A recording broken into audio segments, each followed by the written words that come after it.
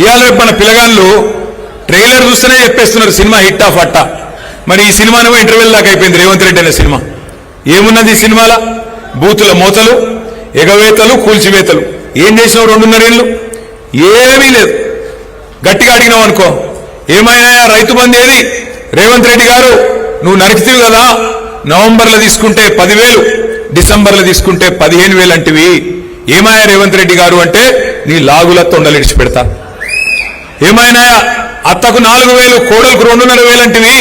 మరి రాష్ట్ర వ్యాప్తంగా 1,67,00,000 మంది ఆడబిడ్డలు ఎదురు చూస్తున్నారు. ఎప్పుడు ఇస్తావా స్వామి 2,500 అంటే నీ గుడ్లు వీకి గోటీలాడతా. ఎందుకయ్యా ఈ చాతగాని పరిపాలన?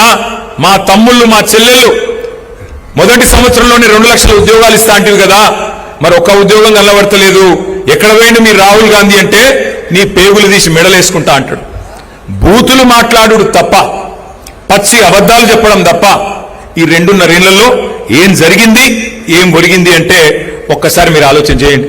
మనం ఎన్నికలకు ముందే చెప్పినాం, ఢిల్లీ వాళ్ళ చేతుల్లోకి పాలన పెడితే మనం మన స్వతంత్రాన్ని వదులుకొని ఢిల్లీకి సామంతులుగా ఉంటే నష్టపోయేది తెలంగాణ అని మొదటి నుండి చెప్తా ఉన్నాం. ఈ 2 ఢిల్లీ పార్టీలు ఎన్నటికైనా వాళ్ళు స్వతంత్రులు కాదు, ఢిల్లీకి సామంతులు.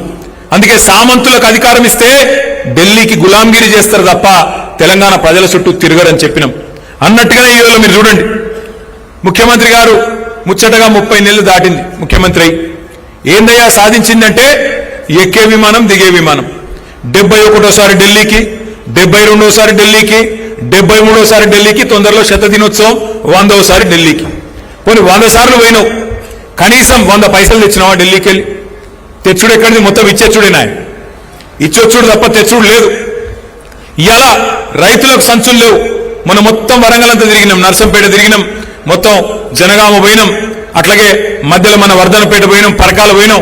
ఎక్కడెక్కడ కొనుగోలు కేంద్రాలు ఉంటే అక్కడక్కడ పోయినాయి. లాస్ట్ టైం నేను వచ్చినప్పుడు ఎక్కడ కూడా రైతులు చెప్తున్న మాట ఒకటే, సార్ సంచులు లేవు, బారదాన్ లేదు, సుత్తిలు లేదు, నీళ్లు లేవు, ఏం లేవు, కొనుగోలు కేంద్రాలు అడిగేటోడు లేడని చెప్తున్నారు. ఎక్కడ పోయినా సంచులు అని చెప్పి నేను దేవులాడినా. ఎక్కడ పోయినాయట? మొత్తం ఢిల్లీకి పోతున్నాయట.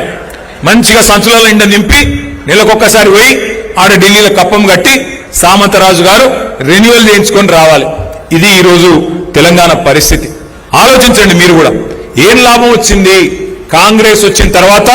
ఇవాళ తెలంగాణకు వచ్చిన లాభం ఏంది, తెలంగాణ ప్రజలకు జరిగిన మరి మేలేంది ఆలోచించవలసిన అవసరం ఉన్నది. రైతు బంధు బంద్ అయింది. నేను ఇక్కడ రైతు సంగ్రామ సదస్సు పెట్టి ఇదే వరంగల్లో మే 6 తారీఖు నాడు పోయిన మాసంలో మనందరం కూడా కలుసుకున్నాం. ఆ రోజు అడిగిన నేను రేవంత్ రెడ్డి గారిని, అయ్యా నువ్వే అంటివి కదా, కేసీఆర్ గారు చెప్పినారు రేవంత్ రెడ్డి గాని కాంగ్రెస్ ప్రభుత్వం వస్తే రైతు బంధుకు రామ్ రామ్ అవుతుందని చెప్పిండు.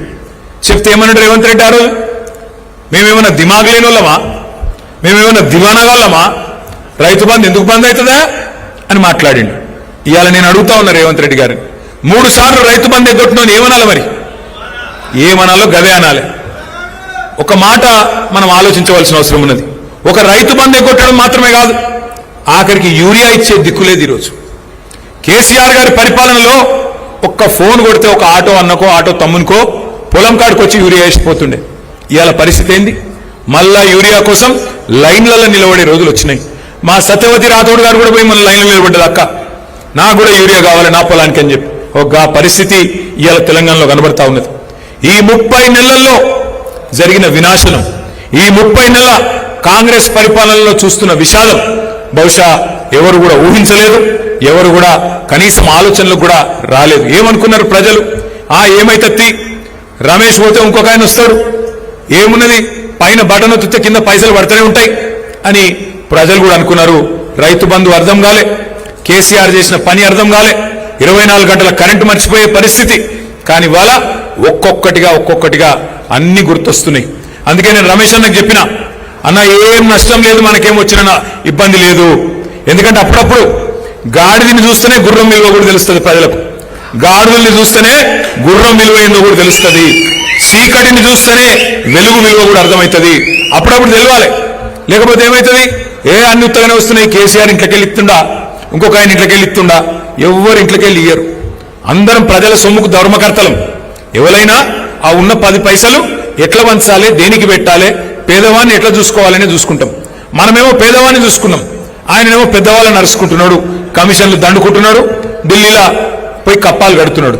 అందుకే నేను అనేది, కేసీఆర్ గారి పరిపాలనలో తెలంగాణ అంటే సంక్షేమానికి, సకల రంగాల అభివృద్ధికి చిరునామాగా ఉండేది. కానీ ఇవాళ తెలంగాణ సకల సంక్షోభాలకు కేర్ ఆఫ్ అడ్రస్ గా మారింది. మరి ఈరోజు మనం ఒక్క మాట గుర్తు చేసుకోవాలి. ఎంత హీనమైన మాట అంటే, ఎక్కడన్నా ఏ నాయకుడైనా ఏం చెప్తాడు, నీకెవరయ్యా ఆదర్శం పరిపాలనలో అంటే ఒక శ్రీరాముడు అని చెప్తారు, ఒక శ్రీకృష్ణుడు అని చెప్తారు, ఒక దేవుడు గురించి చెప్తారు. కానీ రేవంత్ రెడ్డి గారు ఎట్లున్నారు, ఎవరయ్యా నీకు ఆదర్శం అంటే ఒక నరకాసురుడు, ఒక రావణాసురుడిని మించిన హిట్లర్ ఈయనకు ఆదర్శం అట. Hitler I demolished like anything, సుశీరాన్ని ఎంత బాగా గులగొట్టినో అని చెప్పి బెంగళూరు పోయి గప్పాలు చెప్తున్నాడు రేవంత్ రెడ్డి. అంటే ఆయన వినాశకరమైన ఆలోచన విధానానికి ప్రతీక అది. హిట్లర్ను ఆదర్శంగా తీసుకునే వాడికి ఏం చెప్తాం మనం, ఏమని అడుగుతాం మనం? అందుకే నేను మిమ్మల్ని అనేది, ఇవాళ దేశం మొత్తం మన వైపే చూస్తా ఉన్నది. తెలంగాణలో ఈ దిగజారిన రాజకీయం, తెలంగాణలో ఈ తీవ్రమైన దాష్టికం ఏదైతే జరుగుతున్నదో రైతాంగం మీద ఏం జరగబోతున్నది అని చెప్పి మొత్తం దేశం మన వైపే చూస్తా ఉన్నది. అబద్ధాలను నమ్మి ప్రజలు ఇచ్చిన తీర్పు, దానికి ఫలితం ఈ మార్పు. అందుకే ఇవాళ దేశం మొత్తం చూస్తున్నది. ఇందిరమ్మ రాజ్యం అంటే ఇంటింటా సంక్షోభం అని అందరికీ అర్థమైంది.